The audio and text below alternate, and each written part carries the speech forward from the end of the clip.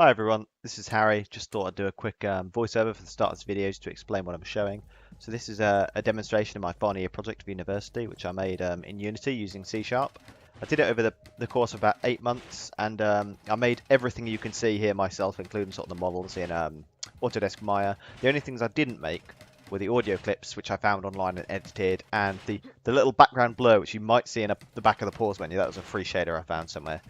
So the idea of the game is it's a tower defense, following a lot of the classic ideas of that, but it's in first person, sort of heavily inspired by the Sanctum franchise. So you can run around in and amongst your towers, shoot your own weapon to damage the enemies, and yeah, you build 6 different types of towers, and each one's got its own unique firing. You know, there's a missile tower with a parabola and an ice tower which slows them down, and each tower's also got its own upgrade, which I think I demonstrate all of maybe at the start of this video. I might have already done it before I'm even saying this. So yeah, thanks for watching. If you've got any questions, please feel free to ask. Thanks.